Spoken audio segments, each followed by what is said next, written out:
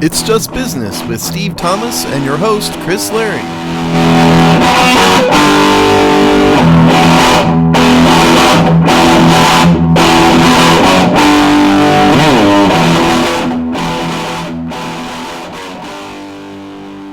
Hello and welcome to another episode of It's Just Business on the Hogside Network, the show where we look at the dollars and the cents of the sports media business industrial complex. And I know we live in a global world, Steve. I know the sun sets and rises and things happen. Seasons are different in different parts of the globe, but at least in the corner of the world where the Hogside Network HQ resides, the sun seems to be coming up. The air smells a little bit sweeter. The mold is somewhat receding from the basement. It seems like a bit of a new day, Steve. How you doing? It does seem like kind of a new day. Now, before you get into that, though, so I told you, Chris, last week that I was going to go see Ace Frehley in concert. Ah, yes. So I messed up. I accidentally missed this show. Oh, my God. Yeah, it was an accident. So I thought in the back of my head that it was Saturday. And so because I'm cheap and, I don't like spending money, was going to wait till the bitter end to buy tickets to this thing. Because sometimes they price it down, and shows don't sell out. So I'm sitting around Friday night, like, okay, well, it's probably time. And it was like 9:30. And I realize, thanks to Ticketmaster, this show is ongoing at the moment, not tomorrow, that night. So I missed Ace Frehley. And so I was greatly distressed that happened, unfortunately. So I do not have an Ace Frehley concert report due to my own negligence. My own scheduling negligence.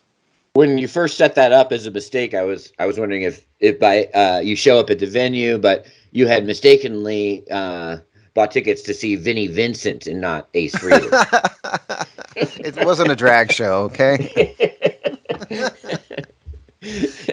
So that does suck, man. Because I would, of all of your recent concert visits, this was the one I would have probably 100% gone to. So I was looking forward to this report. Oh yeah, I was excited. I was happy. I was excited to see it, and I was just like, I sat there going, "Oh man, it was Friday." I don't know. I had planned it in my head Saturday, but at least I didn't waste money on it. At least I didn't buy a ticket thinking it was the wrong day. So that made right. Yeah, right. That would have been the double pain.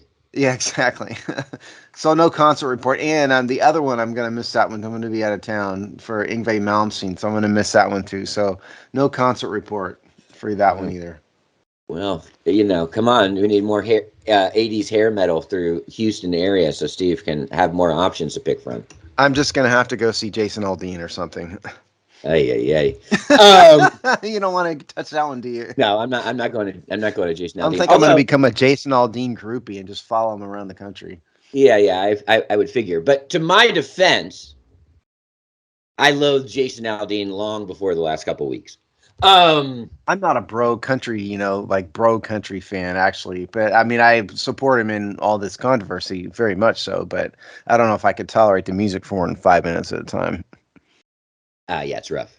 On pure aesthetics. But on Ace, quickly to Ace Frehley, anybody who knows anything about Kiss does understand that he had easily the only redeemable solo album in there for original member solo album Excursion. Well, it was the only one that was actually like legitimate music. Yeah. I mean, Paul Stanley's a weirdo. Gene Simmons's album was strange, and Peter Criss is a jazz drummer masquerading as a rock drummer, and it's just weird. And it's weird that period of Kiss too, the coming off the Elder, which it's got to be one of the biggest faux pas of any artist in the history of modern music. They had an interesting producer for that. It destroyed their career, though. It really did. I can't remember who the producer was, but you could go to like that weird rock album that Garth Brooks put out. Maybe is about the only thing I could think of that's in the ballpark of the Elder. I tried to listen to it a few weeks ago, and I couldn't get through it. Chris is now obsessed with he's typing. He's obsessed with finding the producer of The Elder. Yeah, because I know there's I know the legend of that album to a degree. Oh, Bob Ezrin, Oh, right? Bob Ezrin did that. Bob Ezrin, Yeah, for those which of you who is don't know, is a major rock producer from decades and decades and decades ago. yeah. I thought they did something. I right. So that actually, that makes sense. It's that I thought it was like maybe they gotten someone like Brian Eno or somebody. I thought there was somebody a little stranger that helped to ruin that record for them. But no, Bob Ezrin. Okay. Yeah. So they ruined it themselves because I think Ezrin's done other Kiss albums. But yeah, but Ace Frehley is, I would assume, probably wrote most of the riffs for all those Kiss songs. Oh, Paul and Gene 100%. would never admit it because they hate him, but it's probably him. Yeah, especially from the riff part. I imagine some of the melodies were definitely Stanley and Simmons. Gene. Yeah, Yeah, but the but riffs, yeah, because Paul yeah, Stanley is not that good a guitar player. I mean, no, he's a rhythm guitar player. He's a he's frontman. barely a rhythm guitar player. Yeah. Okay, I play guitar. um. Well, I played some guitar in my life. And I prefer bad guitar players. Steve, you would probably not be. You'd be unsurprised to learn. Well, it fits it. You like what you know, right? Yeah, there you go. But yes, his cover of "Back in the New York Groove" is a all-time banger. Ace Frehley. So I have only myself to blame for missing this thing. Well, there you go. So Steve, so the people are ravenous. They do not care about our opinions of tertiary guitar players for Kiss over the years.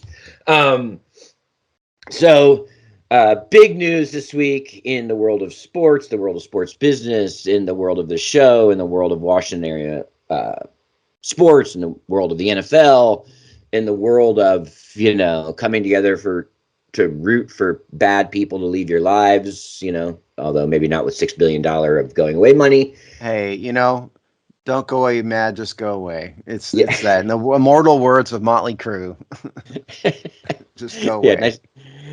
Yeah, that's an interesting point, Steve. So we go what I think I've even said on the show that I do understand the existential questioning that is having to root for maybe your least favorite human being alive to get $6 billion, which is essentially what many of us were doing over these last few months. But you can't really care about that, right? It's like almost like as a fan of a team, it's not like it was your money to lose when a free agent fans out, like flames out. Who cares, right? It's not your money. That's kind of where I'm at on this, right? The value to my life. I can't be worried. He was already rich, right? He was already a level of rich that I can't even understand. So what, this just improves that by degrees that my brain can't even compute. Yeah. So, okay, here we go. I had my first foray into Twitter in at least a month after this happened. I posted one comment Thursday night, and this goes along with what you're talking about. Here's what I wrote. I think of the generations of family bonding around football, rooting for Washington for multiple lifetimes, turned to rubble under the reign of an egomaniac, and it mostly makes me sad. Let's celebrate Snyder's departure today and then never think about the bastard again. My point is with that is, relative to your comment, I don't care. Take whatever money you have, do whatever you want. It doesn't matter. You're gone. You're out of the lives of sports fans. Take your money and go. I don't care whatsoever about the fact that he made $6 million. That's my thing. Right.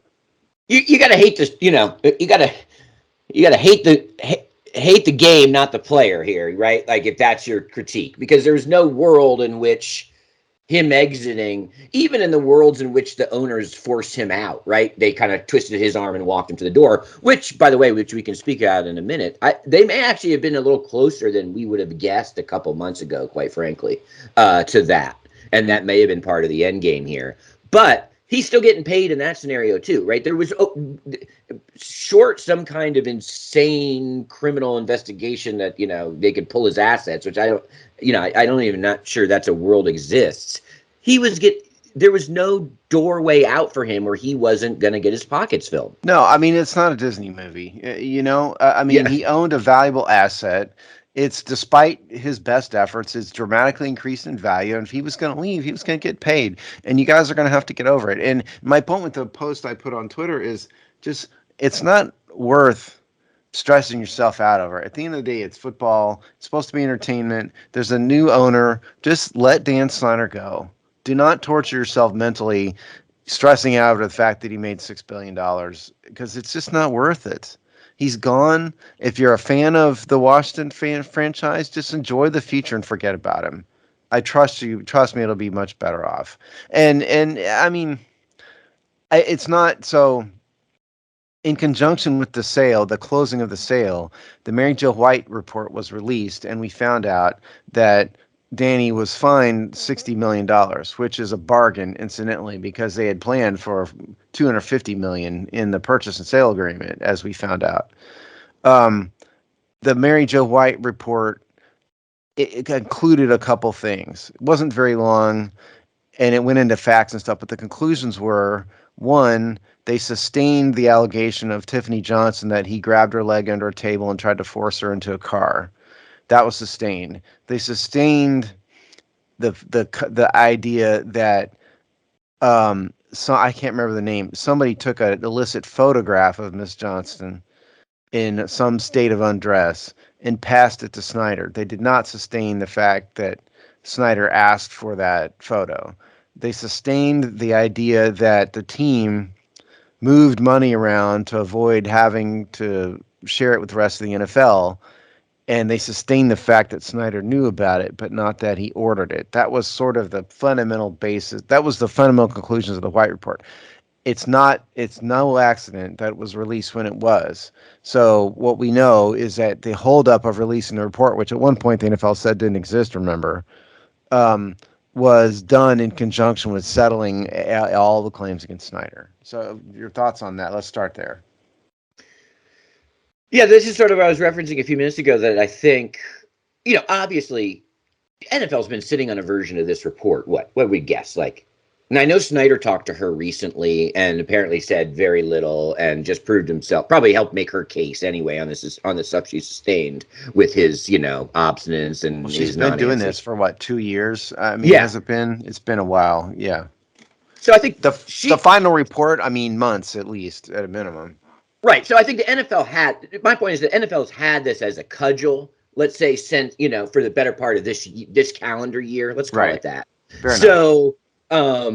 So I think this was motivating, because we all went, okay, well that, some of this felt like it happened so slow, but then if you look at it, that's just because we were living it hour to hour, day to day. But if you look at it, these things happen fast. Since when was that? November, when the kind of were, entertaining sale options or whatever. Right. So that's fast for a $6 billion deal, from November to July. I've said before, I've done deals that have gone on for a year and a half, 2 years, and they've just been a few million.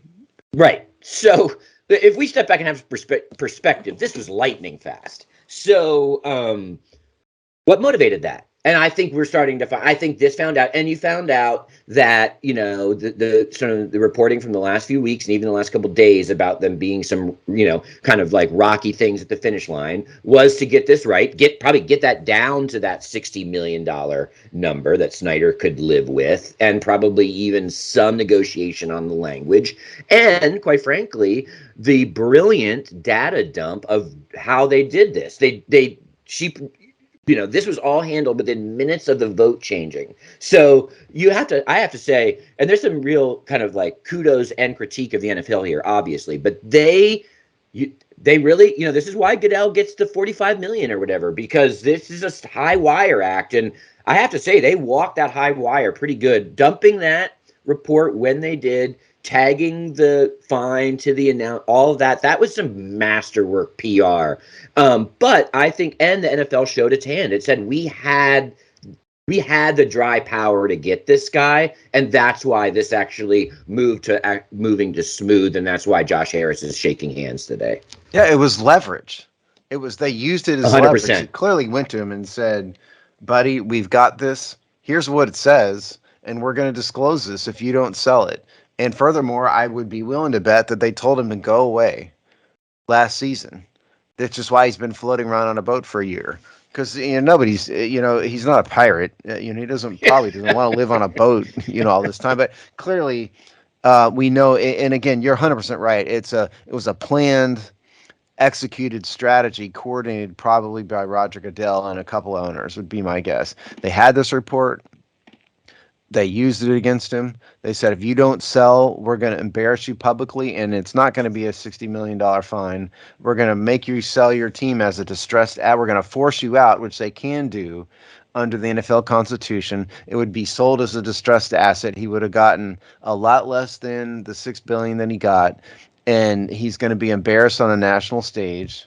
And also, by the way, give Tiffany Johnston a free pass to file a lawsuit against him, if you want to go there, and a free pass for the owners to pursue monies from him in particular for hiding shared revenue, all of that. And so that was the leverage. And so now we know what happened. This was done sometime last year. They said, Danny, we have the report. You're going to sell and get the hell out, or we're going to embarrass you publicly. And so what we saw, that report was released like shortly after the closing. Seconds. And, yeah. And so they did it. They got it all out there. And the next day they moved on. They had Magic Johnson show up in D.C. and Magic's Mr. Charisma and talk, and it's over. And the NFL has moved on in a second. It's kind of like, when your kid is hurt and he or she is like cut his arm and, and you've got a Band-Aid on there and, you got to rip it off and it's going to tear the hair on his arm or her arm. You just rip it off and be done and it's over. They ripped the Band-Aid off. And it shows you why it shows you that the NFL really knows what they're doing. Is what it shows. Yeah, no, I still think Goodell's in some. I still think the Gruden emails is just. It's. We're going to be talking about it so much. It's a ticking time bomb. There's still a lot of risk wrapped up there, but that risk now kind of consolidates with the Gruden emails. But does anybody surprise you? Does it surprise you at all that a bunch of meathead football players are emailing around like no? I think I'm just talking about the and cover. I'm just talking about the cover up and the leverage using of the leaks. I'm just talking about the lawsuit. The content of the emails is A, unsurprising, and B, not the point. I think at this point it's just the leak. How much backroom dealing with Snyder and all that did Goodell engage in that puts him in the league at risk. And it could have been just Goodell. You have to take the trash out. Yeah. It had to have been some of the owners who did this to him. And it couldn't have just been Goodell. And that's why I think if and when he takes the fall from that, that will be coordinated too. It'll be his last act of protecting the owners. Wait. If who takes the fall for that? If Goodell takes the fall for that, it'll be even be coordinated with those maybe a cabal of owners, but that his last heroic act is falling on the sword of that. Protect the owners, get paid, and walk off into the sunset. Maybe, but I think Roger Goodell should get a lot of credit for what's happened. Oh, I agree. So he's kind of built up his own credibility. I don't know if he's going to have to take a fall for it. Because unless anything, think about it. Nobody's thought about those emails for a while, except in conjunction with Snyder. Now Snyder's gone. It's over. And by the way, we'll get to this, but it's no accident that they had a big PR event in D.C., on Friday about this. It was hypothetical, I think, for a training camp thing. But all of that is coordinated. And what it really is, look over shiny new toy over here. And I'm thinking that the NFL probably hopes that the email thing is over.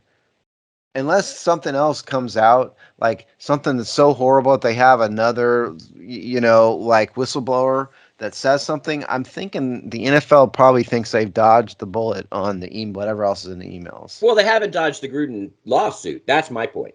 Yeah, but wait for it to be settled. Look for that to be settled. Now we're past Snyder. They pay off Gruden, confidentiality agreement associated with settlement. It's over. Yeah, no, I agree. My point is that 2 weeks ago, Goodell had some, 2 or 3 fronts of very existential risk. To your point, he's masterfully sliced 2/3 of that risk away, and it's sort of consolidated into handling this Gruden lawsuit, which is connected to all this. But that's his last emergency center. Yeah. Now, the monkey wrench could come if Gruden, who's already fabulously wealthy in his own right, doesn't really care about the money and wants to make a point and refuses to settle, and instead goes to trial and testifies. And then you probably have Roger Goodell as as a witness on the stand. You'd probably have Bruce Allen as a witness on the stand. Who Right. God knows who else. Then it could all fall apart for sure. But I think it would take John Gruden to want to do that to make it fall apart. Well, that was the interesting part of that Vanata story from a couple weeks ago about the Gruden email leak and how that basically was the boomerang that smacked Snyder in the face, which we Yeah, haven't touched, which is just hysterical in so many levels, and he did it to just so himself. on brand. It's so on brand on every level. Anyway, in that article, Vanetta and his co-writers in that do kind of hint and say that Gruden's at least saber rattling that he's willing to do exactly what you said. He's like, this is a blood feud. Now, we'll see, right? Like, but his Gruden side is at least pushing that narrative that they're willing to go the distance. Sounds like a negotiation tactic, though. I mean, Most you can't likely. just go in there and go, "Oh yeah, we're fine with settling." I mean, that's not how business negotiations work. So I know what you're saying, but I'm skeptical because also, I mean, whatever else is in those emails, I'm going to take a guess and say it doesn't make Gruden look very good either, probably. Right. And if you intentionally tank your former bosses, who's ever going to hire you ever again? Well, I Even think to he be like knows a that ship. commentator or whatever. I mean, That he's ship probably is. untouchable right now anyway. But I mean, everything fades away in time. I did find it interesting that the biggest kind of lead up story right before the announcement of the official NFL vote was Jay Gruden on, I think, Grant and Danny show or the Junkies or something, spilling more gossip about how involved Snyder was in the player person. Did you see this story? I have not seen that. Let's hear it. So Jay Gruden, who is kind of definitely going after a media career. He's definitely become a favorite in the Washington area. Go to, for all the reasons we know. I don't need to get into it. But he went on Grant and Danny on like the Thursday at like whatever noon, like so before the vote, and he went deeper than he ever had. He's hinted at this before, but how involved Snyder was in the draft room and in the player personnel decision making. And talking about how he would never watch film, he would ignore or miss meetings with scouts where they tried to at least debrief him, right? And he would just walk. So the most explicit anybody that was on the football side has ever said about how involved Dan Snyder was with decision making. And also, by the way, remember that it was the Jay Gruden years that, the real dumbass fans were always like, no, Snyder stepped away from making decisions. Yeah, okay. And it's unsurprising to me, and that was that national NFL media picked that story up, by the way. It's unsurprising to me that Gruden Jr. is out there lobbing, continuing to lob, but like that was also coordinated to me. So it's just sort of interesting. This, the Jay Grudenness of this all is he's a foot soldier. That I guess it doesn't surprise me what you're saying. Given some of the draft choices that Washington has made over the years, clearly Dwayne Haskins falls into that category. For example, the coaching. I like Dwayne Haskins personally, and rest in peace. But the coaching staff obviously didn't want him, and it was clear. He play with Snyder's son, I think, or went to the same high school or something. High school, yeah. Yeah, whatever it was. So I mean, there's that. So that doesn't surprise me, and it's just another nail in the coffin for him in terms of judging what he's done. That good look. If you're ever in a position, if you fall into a few $1 billion, you want to buy a sports team, follow this advice. Hire a team president who's a very smart business guy, and then hire a knowledgeable general manager and let them do their thing. You, as an owner, do not know anything about sports. You know business maybe because you are a billionaire, but you do not know sports. So hire somebody who does and stay out of it. The best owners do that. And if there's a tie that needs to be broken, they will break it.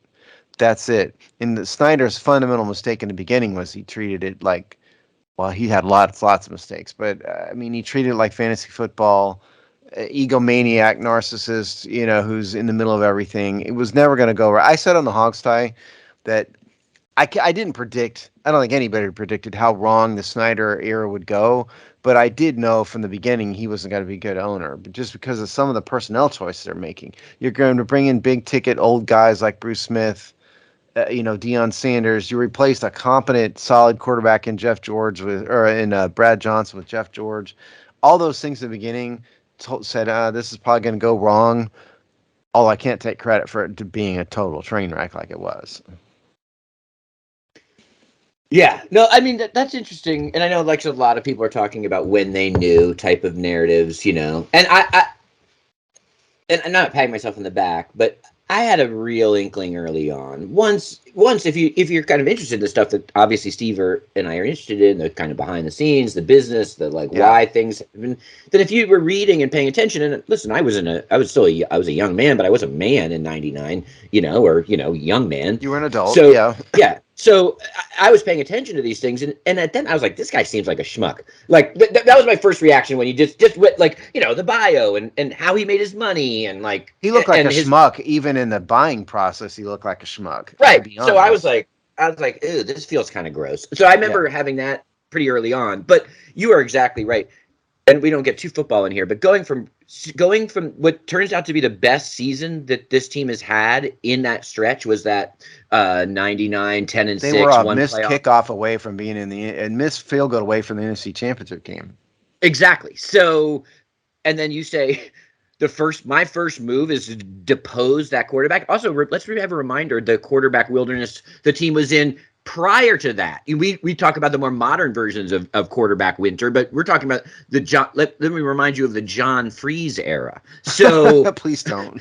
so there was also a nuclear winter of quarterbacks before Brad Johnson too. So here you have this oasis, and yes, a competent top 15 in the league guy was what we were celebrating. But he produced the best season this team has had in 30 years. And the first move was not only to bring in Jeff George on his fourth team at that point, third at the least, and you go to Jeff George to go, away from Brad Johnson, and all the reporting now, which has come up just because everyone's looking back, is that he tried to he not only did he bring in Jeff George to unseat him, he tried to retroactively have the trade blacked out when he first came in. He tried to have it, can we just rewind time? Can we hit 30 seconds back button? So all that to say, I thought, when Howard Milstein got kicked to the curb by the NFL, and you saw Snyder swoop in kind of slime ball like, I think that was my first clue. I mean, again, nobody could. If you were saying you predicted all of this that happened, you're lying. But that would have had. But that was kind of the first clue I thought to me. So the future, and I'm still on Snyder here. What is Snyder's future? You think he's got his $6 billion? He's paid his fine. I think he still has the possibility of nothing's going to come from Congress. I mean, the committee has moved on. It's under new leadership. The Republicans in charge of the House Oversight Committee are done with it, and they correctly think that the Congress shouldn't be investigating one company like that, and they're right about that. But he could still be open to a number of lawsuits. And if you recall, I think a part of the price of what Harris paid was $250 million, which was kind of contingent. So I'm wondering if he's totally out of it now, or if he's still going to face a few residual lawsuits. And then two, are we ever going to hear from him ever again? Your thoughts on those? Yeah, I think this is going to go for fans too, right? And I have the sort of I want to turn the page, like you said, mentioned, like this. Let's just move on. But I think there will be a little bit of a, what do they call that when you bring someone out of a cult? Right? They call that like when they escape from Scientology or whatever. Yeah, and when they have to, that sort of like readmit you back into society. There's some like technical word for how they basically I can't remember, but yeah, to think like a human being. So it's going to be a little bit of that, right? We're going to have a little PTSD. There's going to be a little, and so that means, we're going to slavishly follow some of the like fumes from these lawsuits or like what happens to Snyder. So I think for like a year or two, he can't walk into the sunset and we won't let him. But I think it'll start to dissipate quickly. And I think given his deprogramming, that's exactly what I meant. Right. So there's going to be a deprogramming time for all of us, the media, the fans, but I think it'll be shorter than we expect. However, his malfeasance, and I would also predict coming divorce, are going to keep him in the you're going to keep him in the news whether any of us want him to or not, including him. Well, you just said something I wanted to address. I meant to mention pre-show. Far be it from us to know what really goes on in the Snyder household, but I find it almost impossible to believe that there's any chance that Tanya Snyder is going to stick around. She might have stuck with him because she's a loyal and maybe a good person, during the controversy, but now that's over, now they have their money. Is there any chance she sticks around and supports a guy who, brought a bunch of hookers into, around to Colorado and felt up Tiffany Johnson and all the rest of that stuff? I think is a high likelihood that she's going to leave him. Yeah, I mean, to kind of build on what you said around, like, we don't know what happens in people's marriages, right? Like, who are we to comment on that? I also don't really care either. Right. So, but the flip side of not knowing what goes on in the marriage is also we don't know how much she's like accepting of this because the money. Could be a Hill and Hillary Clinton situation, right? Yeah, we have no idea what kind of arrangement. So so yes, I'll double down on that caveat. But I totally agree with your point. And if you're thinking about this strategically, you're certainly waiting for the after loan debt payouts and maybe some taxes, $4.5 billion to hit a bank account before you file for divorce, right? That would, I don't have to be a billionaire's wife to figure that one out. So, so you would think, when's the most advantageous time for this to be filed, which is probably even a year from now, because you want some of the other stuff to shake out, so right what you're going after in terms of the nest egg. So, but I think it's a high probability that maybe it's, like I said, it might be 2 years from now when some dust is over and all that. But do I think we'll be reading stories about a Snyder divorce? I do. Yeah. The fallout. She'd be wise to wait until the tax implications of the $4.5 billion come to roost first. That's what I would do. Let that settle, get through the tax year and get that over with, to share whatever burden there is, because you could hide some of it in a trust somewhere probably. But, I mean, if they together end up paying 30%, say as a, married filing, that all by itself, as opposed to, a single filer, you're going to save a lot of money. So, it won't happen immediately, but I put it this way. I'm thinking they're probably in separate rooms on the yacht. That's what I'm thinking. That's right. Maybe we might be going closer to a second, 2 yachts. Yeah, separate yachts, perhaps. All right. So laughing about their marriage and multiple yachts will be a way that we turn the page. I'm sure at least minimum the next year we will have Snyder related stories that will make our rundown in future shows. But now we are in a new day, which is now, let's look at this. We now see a sports team, the biggest selling price for American sports franchise just hit $6 billion.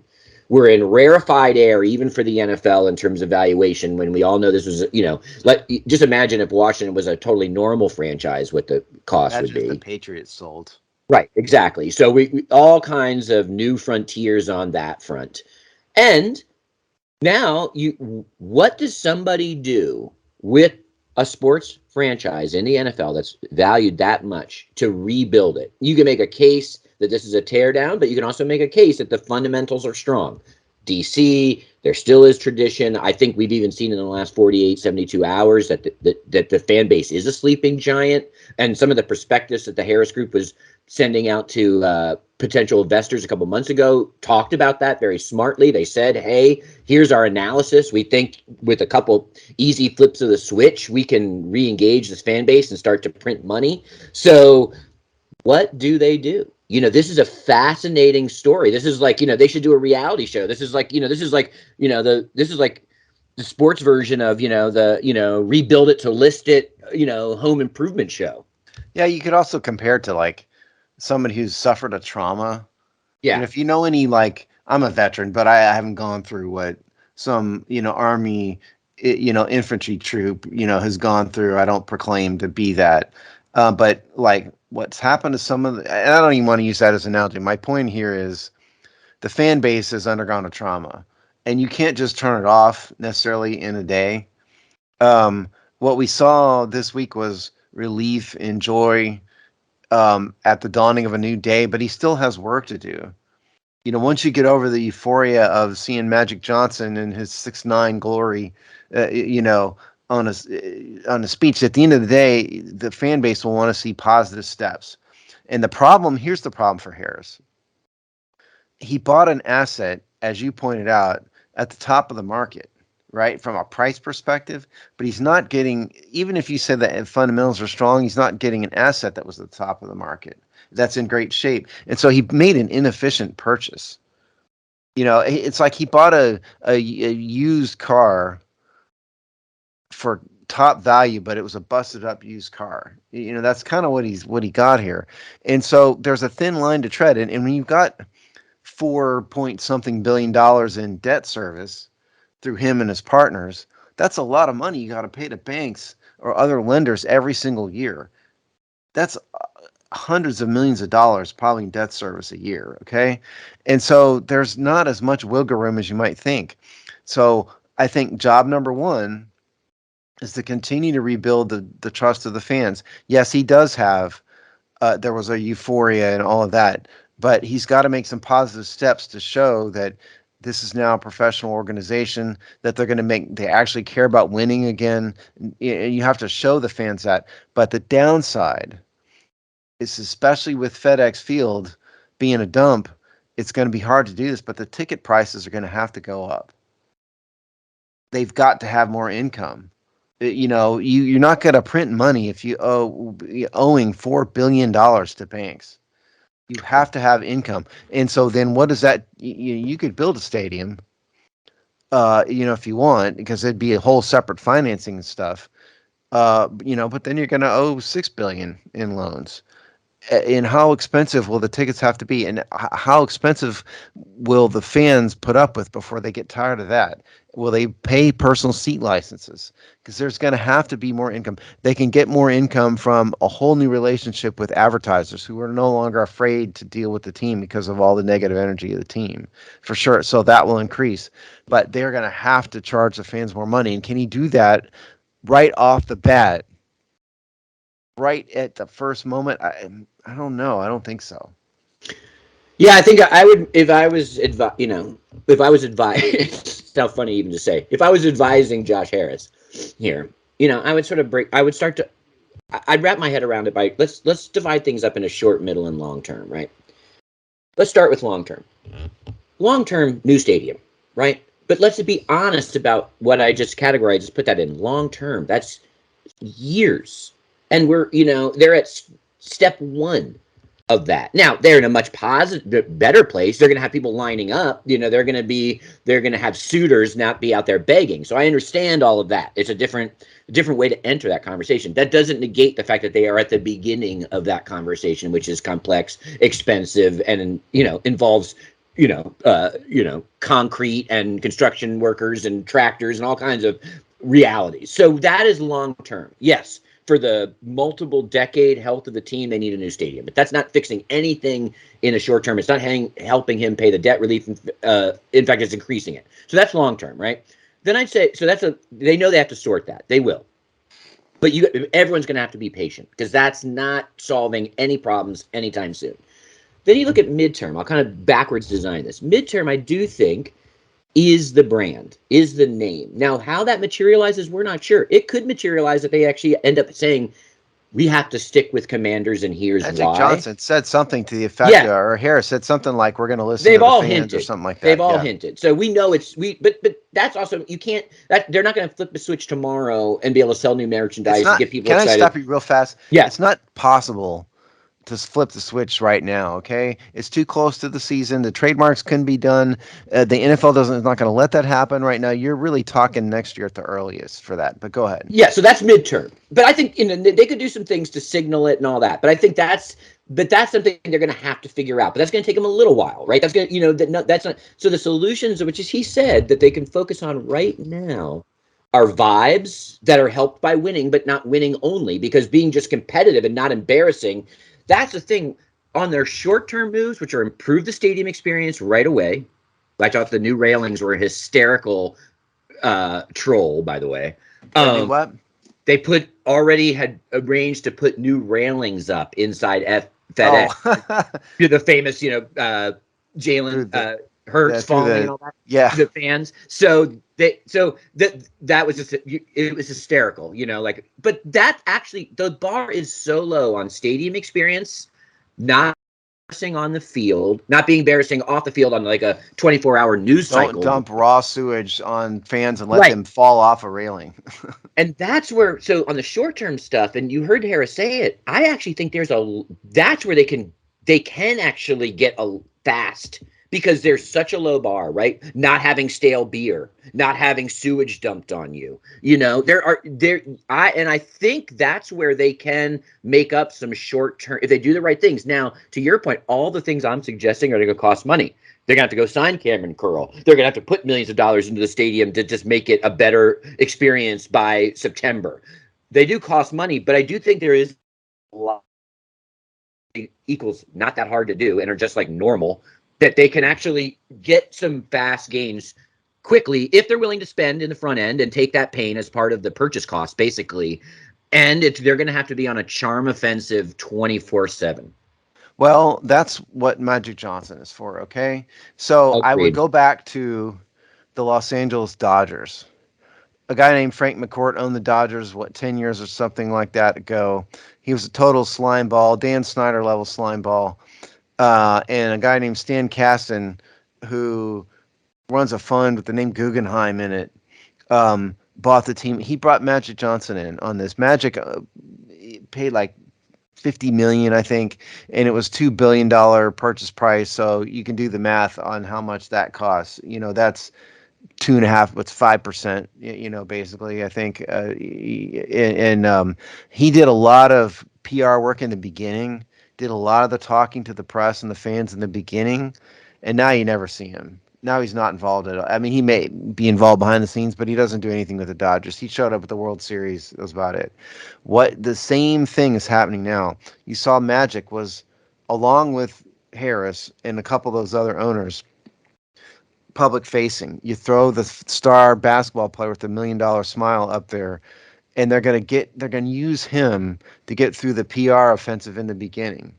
Because everybody loves Magic Johnson. You can't not, even if you're a Celtics fan, the guy's got a ton of charisma. And so they'll use him to get past that. He will probably fade away at some point. But yeah, so that's that. And the money, he's got to know they have to put money into things. He's not dumb. They knew this ahead of time. So they probably planned to do some things. The basic easy things, like you fix the stadium up, like you said, sign some of the players, Curl, a couple others that people like. You can do some really basic things to set the tone. Hope and pray that the team is good. What would really help us if the team is good on the field. I don't know if they will. And they have a shot. Yeah, I don't know. But I don't know. Even the 8-9 season helps them. Does it though? I mean, that's just like it does. Season. If they're, I guess, but if they're not, if it's a competitive 8-9, and it's a fun stadium, it definitely helps them because because there's still a low expectation there. So if they fought their guts out and we're in the playoff race to the last couple of weeks, and then you allow Ron Rivera to ride off in the sunset without being a complete embarrassment, that's a win. Right. Yeah. So that's the short-term stuff, and the mid-term stuff with the name. I think if I was advising, I would advise them to definitely change the name. Again, it can't be done right now. But I think the name Commanders needs to go. Nobody likes the name. It has this stench of the Snyder, like the desperation of the Snyder era. Change it to something that has some connection to the. You can't go back to Redskins, and you can never go home again with that. But something that connects better with the history of the franchise. I don't know, Warriors, Red Tails, Red Hawks, whatever, Red Wolves, Hogs. Hogs, something like that I think would go down far better with the fan base. And so that, yeah, I like the way you framed it. Short term, midterm, long term. The short term is easy. Some of those basic things. The midterm, rebrand and start kind of, this is sort of an expansion franchise already. So rebrand the expansion franchise. In the long term is you get a new stadium. Nothing good ever happened in at FedEx Field. It's a dump.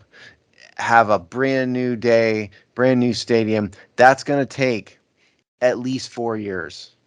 Oh, in the best case scenario. In the best, believe me, I do this for a living. Okay. That's in the best case scenario, in the shortest wait time possible, 4 years, and probably longer. So that is a long-term strategy, but you do all those things, and I think people will forget about the Snyder era. And then more importantly, Josh Harris will actually have some money to make some money and pay off all this debt service. Yeah, and you got to see if they did a rebrand, and I'll speak to that, what I mean by that in a second, but if they did that successfully, that would be that would be a short-term or midterm, like I already, influx of cash too, because you can actually do that well and actually be a bit of a, like a new revenue stream with the excitement around that. And I think what they can do short-term on that front is, because all the reasons you said, it's a year minimum on the rebrand. Tell people which I think they're already doing. Tell people that you're thinking about it. Tell people that you're planning for it. You're looking at contingencies. They basically did hint around about that exactly. this week. So that's almost enough in the short term, just to get people excited. And I think they also have been careful about calling it. Well, first of all, notice Josh Harris has been very careful about using the word Commanders. You don't hear Commanders by this new group that much. Now, sometimes it's unavoidable, so I'm not saying you never hear it. But they avoided it. It's not front-loaded. Yeah. That, to me, was also like a little bit something I picked up on. But you tell people that you are investigating it. Also, they said rebrand. Rebrand might mean Commanders stays, but they go back to burgundy and gold. They put a feather on a C. The thing. This is again where this is the low bar theater is on helping them. That rollout, that name, everything about it, Professor Tully or whatever, Tuggy, whatever, everything that happened, the unexcitement of the day was so pathetic. It's so amateur hour. It looks horrible. They could just say, you know what, Commanders is here to stay, but old color scheme, better. They did all of that so poorly to walk fans. And it was one of the most sophisticated things that needed to be done in sports to get that right, which we knew was never going to happen given that leadership. But you have a little bit of a redo. Even if Commanders ends up being the end game, you have a chance to do some of that stuff that you would have needed to do better, and they should at least take the opportunity to do that. If it were me, I'd advise them just dump Commanders. Really, me too. But I'm just saying it's still an opportunity where you can do things even slightly better. Yeah. I think we'll see. I think what we've learned, and I give my colleague Dave Earl, is the one who's pointed a lot of this out because he lives in Philadelphia. There were some starts and stops with the 76ers. They made some wrong moves in personnel, and Harris had to fire the general manager of the Sixers.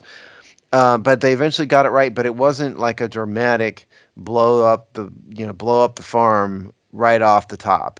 It was kind of a slow burn, professionally done, cautious, step by step sort of thing. And I would assume that's what we're going to see from here. So I would advise him to maybe take a bit of a more dramatic approach. Sometimes an asset is just so rotten that it's just better to just start over.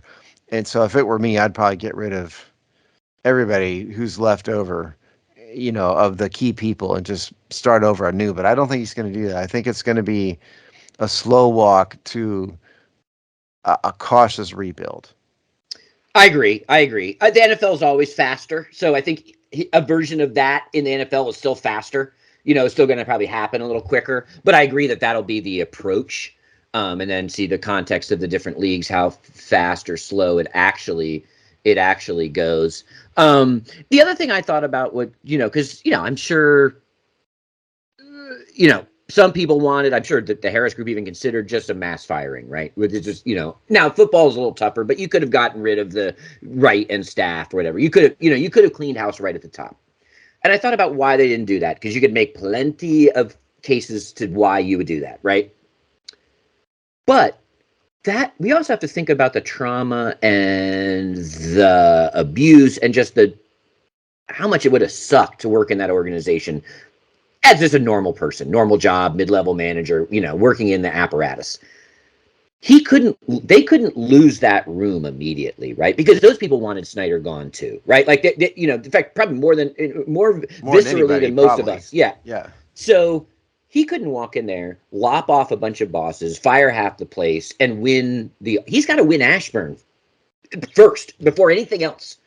And you saw some of that footage, which I think they were smart to release, about the reception they got when they did that first staff meeting, which I think they did before the press conference. That I hadn't seen. Yeah, they've released some footage from that, including Magic. So they needed those warm vibes. They could not just fire half the staff. Now they may fire half the staff over the next 18 months, obviously, but they needed the triumphant walk in for the business and the employees as well. And I kind of was like, my biggest hats off moment to them is actually how they've handled the internal. You can tell that same euphoria is inside the building. Yeah, that's fair enough. And they're clear-eyed to know they're probably getting they're on thin ice and they're still happy. I wasn't talking about firing the secretaries. What I meant was he's got to get his key people in place, and I would do it sooner rather than later. That's what I'm. But he also can't fire the person running ticket sales either, right? Well, I wasn't talking about walking in day one and having a meeting and firing. That's not what I meant. But what I meant was, I think he's got to get his team in place fairly quickly to make his own mark. That's what I'm trying to say. But I do think, I've not seen this video, but if the vibe is what you say it is, and I'm sure it was, then that's a lot of credit to him, to allow himself to ride in as the conquering hero instead of, Genghis Khan moving in, Right. And he still needs 2/3 of those people probably when he brings in his own leaders, right? So he needs, that person, his new leaders, like reports and staff that they manage, need to be on board, for those leaders to be accepted. So he's also like a little bit of that. Get the rank and file on board, so when I bring my people in, they're ready to work for them. Yeah. That's fair enough. So lots of good stuff. Lots of stuff we'll be reporting on. I think, the railings to me in the stadium were funny, but they also were a clue that they've got stuff they know they're going to pull the trigger on fast. Oh, that to me was a signal. They have an agenda. Yeah. So we'll see. There'll be plenty to report. It's a new day. I think it's one thing we didn't talk about, which you could talk about quickly, is how good for the league this is. I mean, and I think this was the other kind of thing that most people don't necessarily see because it's not as obvious.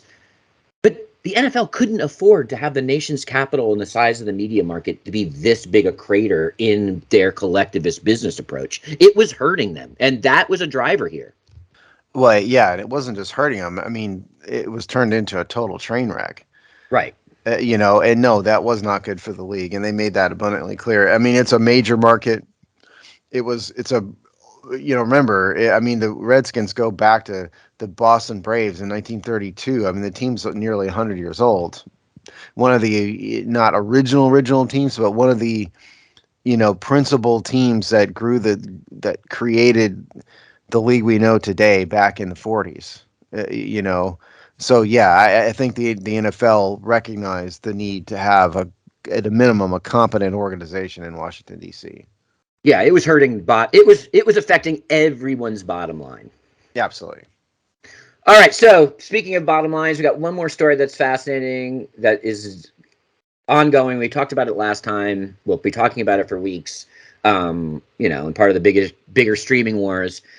As the streaming wars ebb and flow, I think we're getting into the the big streamers have gotten too big. There's too much overhead. They're too big empires with too much disparate opinions, content, audiences, etc. And you're going to start to see some breaking up or some licensing out. And Disney, which is one of those big players, kind of had a little bit, Bob Iger had a little bit of a tell as word got around on multiple fronts that they were looking to do something with ESPN, license it out, sell it, bring in partners. And basically, to me, this is Bob Iger dangling one of the more profitable, one of the more attractive entities in their holdings and seeing what they can do to leverage it or to just send it off so that they, because I think all these big streamers know that they're too far over their skis. They're into too much. They either need help in financing parts of the kingdom or they need to sell the kingdom. And I think it's not Iger selling off a weak asset. It's how to leverage a strong asset is my read. Yeah, if you want to read about some of this, there are multiple stories, but the one that's in front of me is from CNBC. ESPN held talks with NBA, NFL, and MLB in search for a strategic partner, sources say, by Alex Sherman, published on the 21st of July. And maybe one of these days we'll get Alex Sherman on the show to talk about this. So to set the stage here, Disney is in a heap of trouble. They've lost a fortune, all these self-inflicted wounds. They've made a bunch of really stinker, terrible movies that have tanked in the box office and lost a ton of money. Simultaneously, they've promoted Disney Plus poorly, and it's lost a ton of subscribers in part due to the poor content they've made. They put this $1 billion Star Wars hotel up, which I could have told them was a mistake, and that is closing also. So Disney, from what I have read, is in desperation mode and needs cash, because of all the money they've lost. And so one of the things they're doing is considering selling off ESPN in whole or in part because they need the cash. So the interesting part of and so that's in the way they phrased it in this column and other places is they want a strategic partner. That's not to say wouldn't just sell it off in total if someone offered enough money, but a strategic partner means they're willing to sell off a piece of it to get ESPN, the brand, into some other product. Okay, that's what they're talking about, and they're talking about Iger's talking about turning ESPN into streaming only, which is interesting. But the bigger story I thought was offering strategic partners at the NFL, NBA, and MLB. Meaning that they're offering let those leagues buy a piece of ESPN with the ultimate goal, obviously, of having ESPN be basically the principal provider of live sporting events in those leagues. Now, the NFL, none of those leagues can do that right now because they've got a bunch of media contracts, but it's a long play is what it is. And so the future may be save Disney by selling off a piece of ESPN, saving costs by turning it into a streaming only platform, and bringing in partners which reduce the licensing fees. Bringing in leagues as partners which reduce the licensing fee. So all that is designed to get Disney out of the morass of cash that they're currently in. Yeah, I just think it's, how do we leverageable assets to restructure? I think it's pretty simple. I mean, the details are complex and the reasons might be complex, but I think the output is simple. Complex. The reasons are they need money. Yes, they're losing a fortune. They need money. That's the reason. Yeah.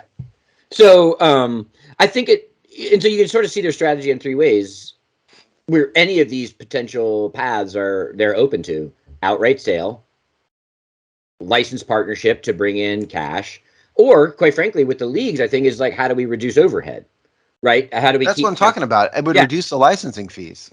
Yeah. So I think, but to me, it's like they're open to any of those three paths, right? New partners to bring in cash, sell it outright, or reduce cost. So like they're open to any of those paths that help. Right now, they know ESPN is a profit center for whatever their empire transforms into, and that can go in a couple different ways, and they're open to all of them. I think it's super interesting, and I think You look at the sports leagues, the one that might be the most willing to listen is probably Major League Baseball, because what's happening with the regional sports networks and Major League Baseball probably wanting to get into centralizing the broadcasting rights anyway. You can make a case that Major League Baseball has been the most innovative in terms of their website and in terms of how they've licensed their product and kind of itemized it already. And we're the first into streaming to a large degree of the major. So you could see that they might be the most ready. So you could imagine pretty easily a kind of streaming first, buy package to your team, get access to all the ancillary content. You could imagine, because they're going to have a need with the collapse of the regional sports networks, for this kind of arrangement soon. And I would not be shocked if we're seeing some kind of, some version of this where Major League Baseball actually bites.